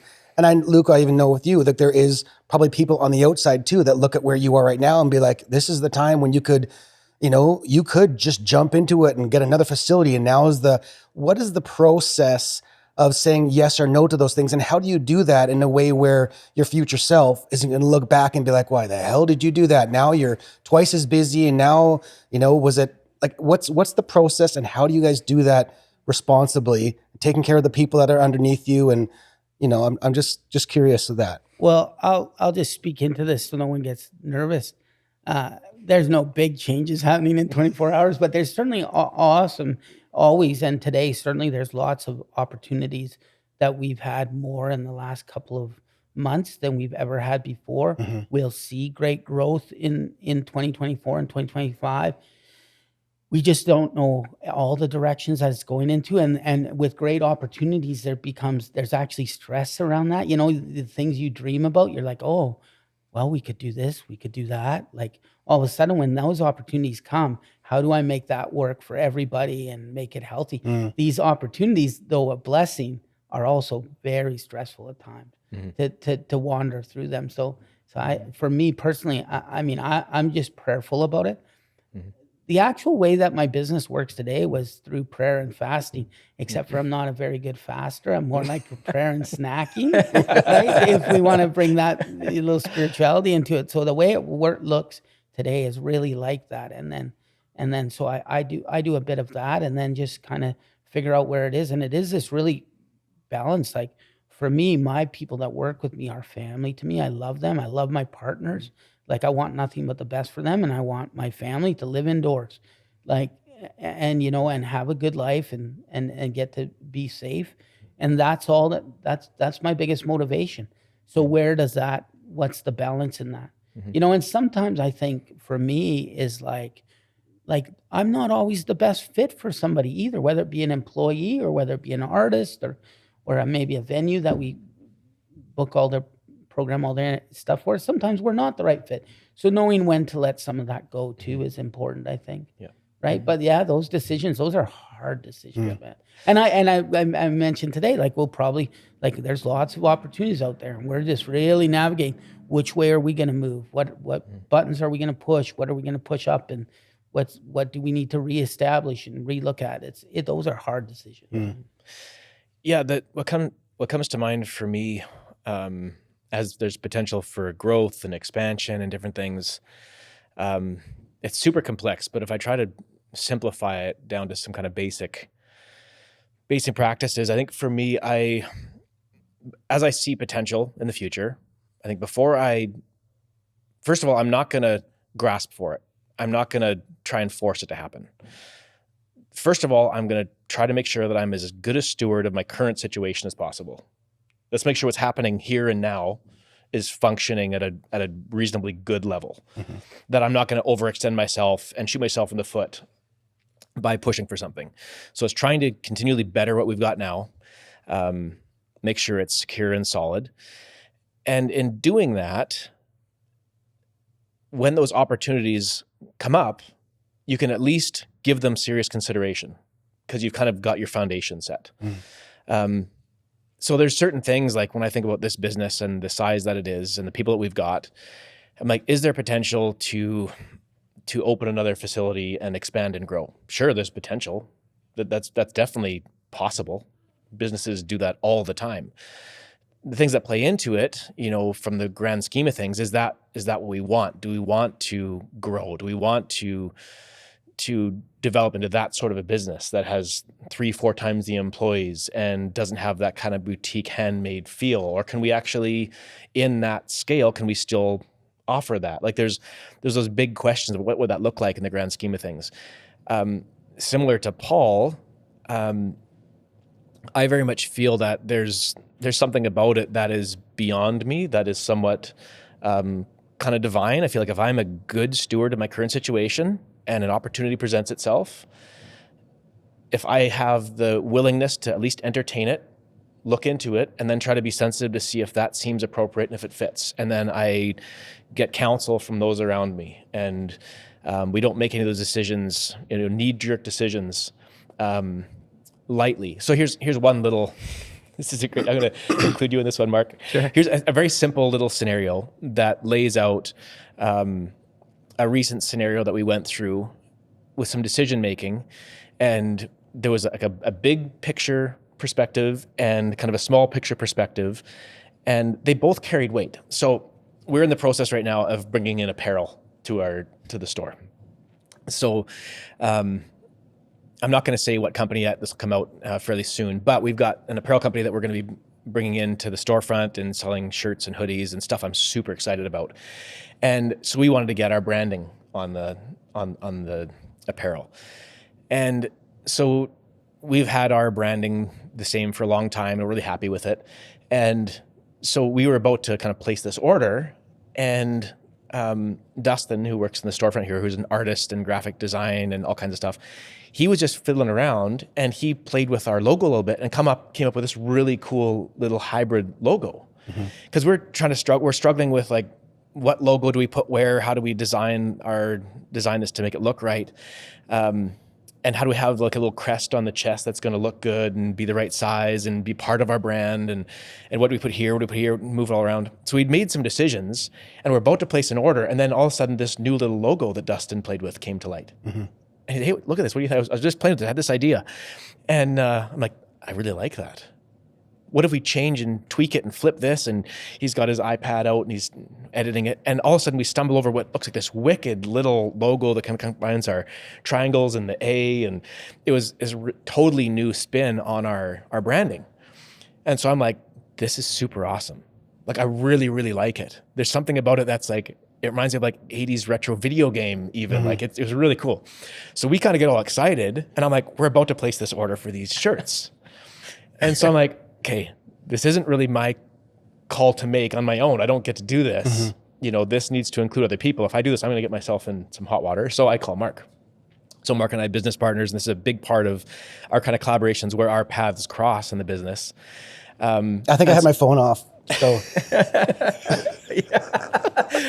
Call Brad. So I talked to Mark. I'm like, hey, we got this idea. This has kind of come out of thin air. I know that this isn't the proper channels. This isn't how this is supposed to work, but it's a good enough idea and a possibility. We should actually entertain this. Yeah. What do you think?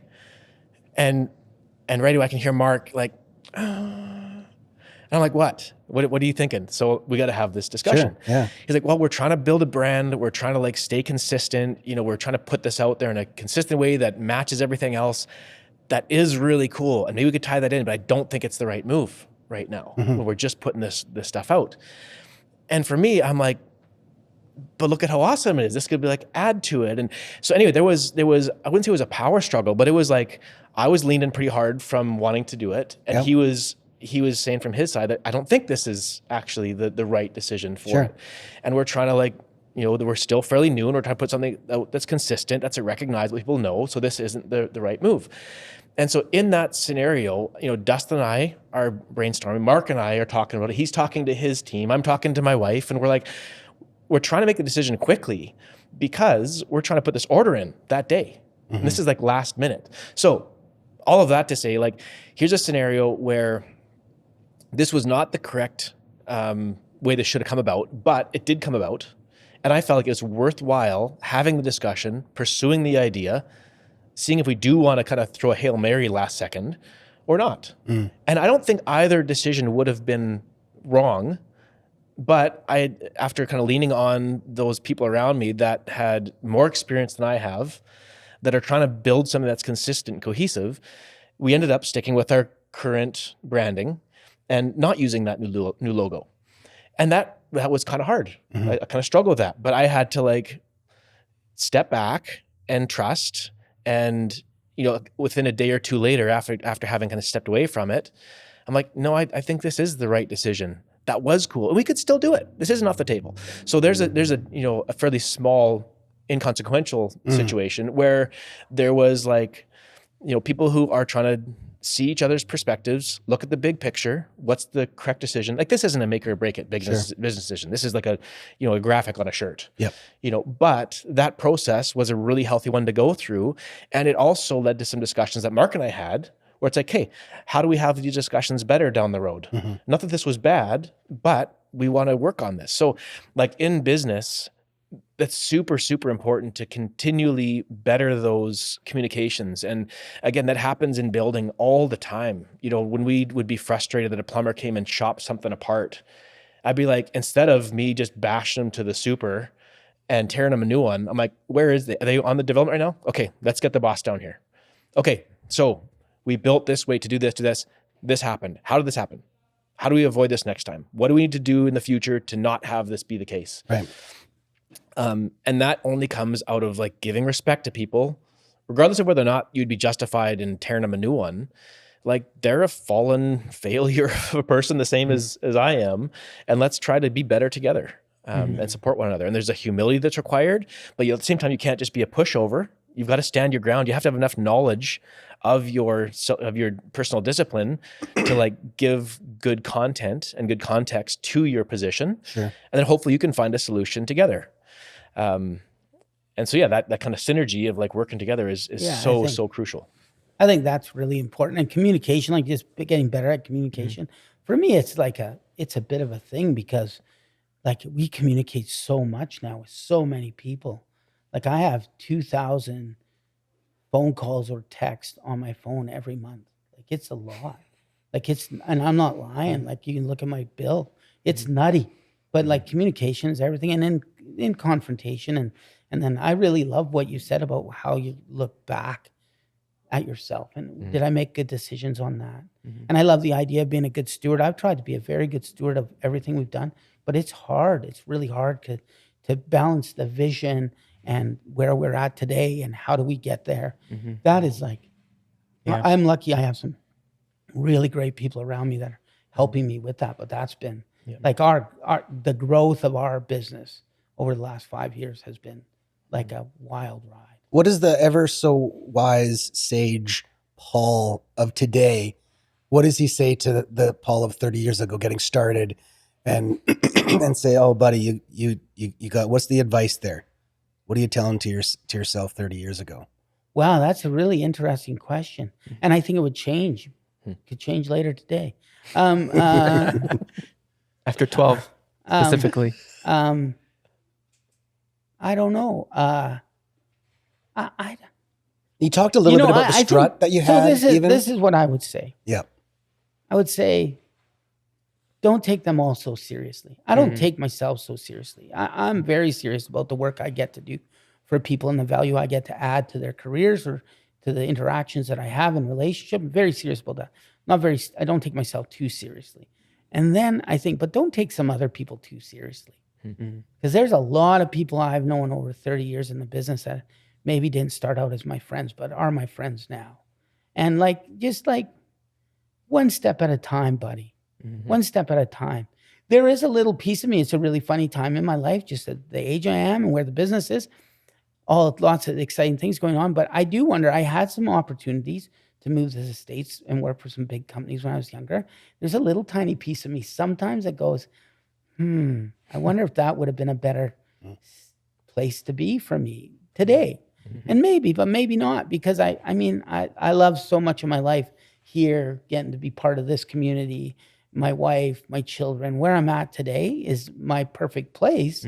It's perfect. Everything is great. But sometimes I would look back and I go, oh, maybe it would have been. Like maybe, maybe Nashville or LA would have been all right. Yeah. Right. That's a profound thing to add as well, is that I find it incredibly valuable and important to make sure that you're content where you are. Yeah. And to stay away from the grass is always greener. Oh, Like that's yeah. one thing. When I first started my company, I was putting flooring in for Sears. I was doing tile and hardwood and laminate. I remember my dad being like, you're gonna be a flooring guy? Like just a flooring person? How long are you gonna do that? And I was like, maybe forever. Yeah. I want to be the best at it, Yeah. but I'm going to try really hard to be content. I don't want to, I say to my wife all the time, I want us to do our darndest to live currently in a position where we feel like we're thriving instead of coping. You know, I don't want to always be feeling like there's more and I'm missing out and looking back, wishing I could have done better, done more. Like to be content in the here and the now, know that any job is just a job, that it comes down to the relationships with the people around us. That's what's really valuable, and be a good steward of the here and the now. And if opportunities come up and they seem appropriate and Lord willing that they happen, great. But to be able to actually say no to those things, because I'm actually okay with how things are, Yeah. like is super, super important. There's Yeah. something that I think stands out for me in both of your guys' answer, and it's something I'm not good at, but it's introspection. Like if you have time to stop and to think back or to think about where you're at or where you want to be, if you don't give yourself time, then you're going to get run over or make bad decisions in business, or you're not going to, you know. But if you have that time and you take that time to step back and have introspection over what your values are. Like for you, when you said there's this pain line, right, of growth, people are like, well, why don't you go and just like, you know, take the bull by the horns right now? Well, it's because they may not understand that there's already a bit of a knife at the throat, and then and because there's a whole bunch of things that need to get figured out before you can grow. And until you do that, if you step forward, you step into it, and then it hurts. It's painful. Yeah. You can't deliver on the product you said you were going to deliver on. You don't have the people, the relationships, the experience yet to kind of get to that level. So if you don't get the people in place or the products in place or the systems in place, you know, you can't scale yet. Like you're not ready to scale what you're trying to do. And same for you guys when you think about, oh, there's all this stress associated with 10xing whatever you're currently doing now. Yeah, that's the thing that not everybody from the outside out, you know, understands when they're looking at these things. Like, why don't you just 10x the business right now? Yeah. Thanks, That'd be Bill. nice. Yeah, thanks, Bill. so much. That's good. You know, but there's that pain line thing. And even with success, like, cause I've been a part of a few projects that have had like lightning in a bottle kind of success. And my heart for those people is more broken than it is like, whoa, man, right on. Like you're making it. It's like, no, their families are suffering. They're gone all the time. It's like, oh, but he flies on a private jet. You're like, who cares when you're missing out on everything? Do you know how sad that person is right now? Yeah. Do you know how sad he is that he's not around? I remember we did this festival once, and they're not huge, but like Switchfoot guys, I've always loved John Foreman. I love John Foreman. And the Switchfoot guys had like flown in, and I was walking with John and his brother, and there was like a sadness on them. They were like tired. Their kids, there's stuff going on at home. They've got wives and kids. I'm like, oh, you're away from everything right now. And it's like, yeah, of course they get to do this. This is amazing. And they had such good attitudes about it. But at the same time, I remember being like, hey, when are you guys heading home? And they're like, oh, we're just like red eye after the show, flying home. Yeah. I want to be home to like wake up for my kids in the morning kind of thing. That's nice. And it was like, that was the response from them. And everyone's like, oh, these rock stars. And then they step on the stage and you're like inspired. And you're like, whoa, they just like bring the crowd and they like raise the, you know. Oh, I think it's incredible. And I think we all do it in certain different ways in our lives, but the creative spirit that goes on and programs. And earlier we touched on this, like how artists want weird things on their rider. Well, it's because touring is really hard. Yeah. Like, and if you're a baby band and you don't get any rider stuff, it's like find a grocery store on the way into town, get to the venue, haul in our own gear, set our stuff up, try to find something to eat, and then go on. That's why riders become very important, because the travel time becomes very serious, and they're out there working, and it's hard work because they both have to be up and do the show, and then there's lots of other details of life, and there's lots of people. The bigger the act, the more people around them, but it's hard work. They're actually working out there. And so I think it's, you know, that's part of it. So sometimes it's a long time on the road, right?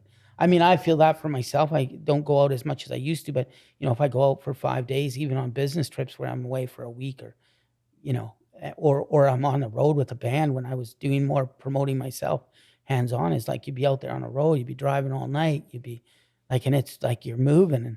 And sometimes red Smarties are put on the rider so that somebody knows you read the rider. Sometimes there's things put on a rider just so that they know they can walk into a venue and go, oh yeah, somebody's paying attention. I don't remember who it was, but it was quite a bigger star that we booked from the US that like they wanted a picture of themselves in their dressing room at every show. And I thought that was really weird. And I talked to the tour manager about it. And this was quite a few years ago. They said, yeah, it's because like, then we know you read the rider. It was like, wow, that's cool. That's good to know. That's really cool. A weird thing though. I'd make it something else. I'd know, go for the red Smarties over a exactly. picture of myself. It was kind of weird, you know. Like, so there are things like that, but I think that all of those things, like all of this plays into all of our lives so much, right? Like just like we all have to act in a certain way, right? Well, I was going to say, like, I think it's interesting what, you know, when we're talking about introspection, and some people can get there just by them being a wise person and they think that way. But for, I would say probably majority, something has to fail, something has to happen in order for them to actually look at my life and look at and go, oh, wow, I can't actually run at this speed, you know? And I think all of us here in the room have experienced that in some way or another, not from just being wise, but like for me, it was like a physical, mental breakdown and then reevaluating in life, you know? And I know we've experienced different variants of that. And for you, I'm a little bit curious talking about how you've literally, heart has stopped, died, whatever, you know, and that forcing you probably to be introspective, what's important.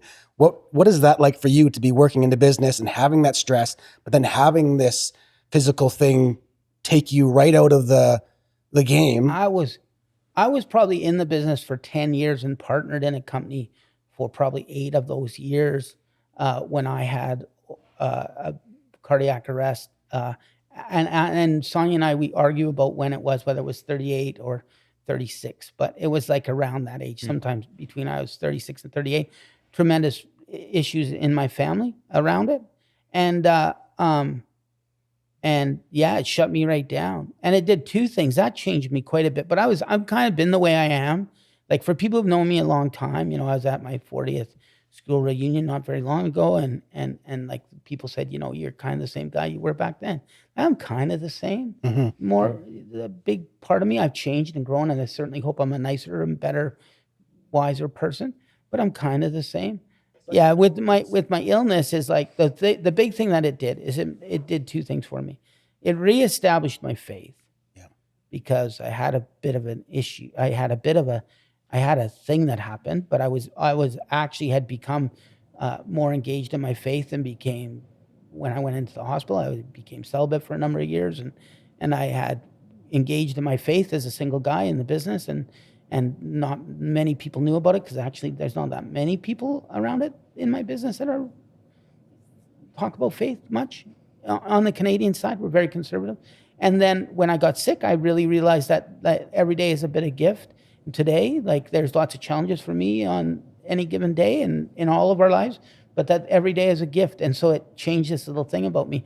And then that I was grateful for the time that I had and the people that I had around me. You know, when I was in the hospital, they kept me in the hospital for 4 or 5 weeks. I kept a journal during that time, and I had 135 visits by about 65 people. Wow. One of them was my wife, who came with another friend of mine from church, who had met me a couple times but never really met me. And I made a journal entry on that day that she came to see me. I said, my friend Mike came to see me, and he brought a gal from church named Sonia. She was nice. Okay, this is previous. You weren't married. We weren't married. You were 38 years old, not 36 or 38 years old, not married. What does Mrs. Biro say? She says 36. Okay. So it probably is. Probably 36. But and so anyways, but so even out of that thing, like out of this great tragedy, it gave me new vision for life. And it's interesting that you guys talk about this today, and we brought it up because I don't talk about it very often anymore. Even today, like, you know, a lot of challenges and a big day for me, and big weeks and big months, a big year for me. It's to go back to that thing and just be grateful for today. And like you talk about what do I have regrets or not have regrets, but where I got to today is exactly where I needed to be. Like it's exactly where I need to be. Is it easy still? No. I was hoping to be honest, by my age, it would be easier. It's not any easier. No. It's still a fist fight. Like I'm still going through all the stuff I go through. But more people are nicer to me now. That's all. That's great. More I mean, say that's yes. helpful stuff though too, because I hear of people who are 10 years ahead, and I always would ask questions like, "Oh, what's it like? What's it like?" And a lot of the times, what I hear is like just bigger problems. You know, it's like, "Oh, your burn rate right now it costs you 50,000 a month to function." They're like, "Yeah, for us it's like 500,000." And you're like, "Oh, you have the burden to have 500,000 in cash in hand to pay your people every 30 days." You're like, or million, like some of these companies as they grow, and people don't always, appreciate that or understand that no matter what you're chasing, life's just going to be hard at every level. It's just choosing, Yeah. what the hard is going to be. But I'll tell you, is like Sonia and I had a discussion this morning over a coffee, and we're like everything in our lives, like it changes, but we keep getting through all the good stuff and all the bad stuff together, and it's really, we feel really grateful, and I'm quite content for me in a lot of ways, but I'm not totally content for my company or my staff or my artists, and I'm never complacent. I think that one similarity that I see in myself, and I don't compare myself to Ron very much because it's a whole nother thing that he's done. He's been so successful. But I will say this, is like still to this day at his age, he'll get up and call me and want to go to work. And I think that we both have that work ethic. And I feel like it's because, I certainly didn't go through what Ron's family went through, but I come from a pretty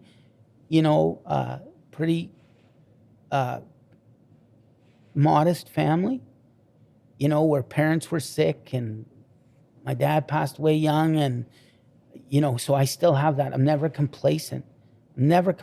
Like I'm chomping at the bit to finish a deal right now that's in my head that's not going to make us much money. It's going to make us $900, but it's going to be a lot to the artist that gets it. And it's going to be a lot to our company. It's going to make sure that today is, okay, we put our first check on the board for today that we're going to get through today. Like, so I'm never complacent about anything. So that's part of getting older. Yeah. I hope there is a time when I feel more relaxed about some of it too. Honestly, I never worry really about me, but I worry about my family. I worry about my staff. I worry about my artists, worry about my partners. I know you and I talked about it. This is years ago now, but just on the, not that we're talking retirement or anything like that, but we're not getting any younger or anything like that. I remember there was I don't know if this was a dream that you had, but there was the potential possibility talk of, there was this old church that's down close to the lake. Oh. And there was like all I wanted to do was buy that church, man. Yeah, and you were and Sonia, you guys have like this rib joint, live music. That was it. Like, Oh, yeah. seriously, I know the spot. It's Yeah. a cool, right in Right Lower beside Town. my sister's house in Lower Town on Butler. Like, there. is that ever did that cross your mind at all? Is that ever like a retirement kind of like? Long as Sonia doesn't see this, if somebody if one day I'm sitting there and I've got some partners or some people who want to open up something really interesting in the culinary space, I'm 100% in. Yeah. I'm 100% in. I'm not sure Sonia would be, but I would be. I would be like I either want to I want to retire to being a greeter at Walmart or actually have my own joint, one or the other. Yeah. I don't care which. Yeah. That's awesome. I just think it'd be nice to talk to people during the day. Like a friend of mine came up to me the other day in his store, and I hadn't seen him for years, and he is so kind to me. His name's Peter, and he was just so gracious to me. Like when my old friends tell me nice things about myself, I just want to cry because I feel like, oh gosh, I don't feel worthy about it. But like he was so kind to me, and he said he's retiring, and I'm looking at him like, you're too effing young to retire, buddy. Let's get you working. Like I don't ever want to retire. Yeah. Good sign. Like I love what I do. There's no doubt about it. So, good days or bad, you got to put up with it. Yeah. Well, let's probably wrap it up there. That's a lot of fantastic takeaways. I think for all of us in what we're doing, it's like just do the next thing, and don't stress about tomorrow. Try to get prepared for it, and Yeah, that's fantastic. Thanks so much for coming to share your perspective on life and business and hearing your story. It's Thank you fantastic. guys. Thank you so much. This has been like therapy for me. Can I book you guys for another day, 2 weeks from all now? of us. 'Cause this has been good for me. This has that's a been really pleasure. good for me. Thank So you good. so much. It was such a pleasure. Yeah. Thanks, Mark and Brad. And we'll catch you all next time. Thanks, everybody.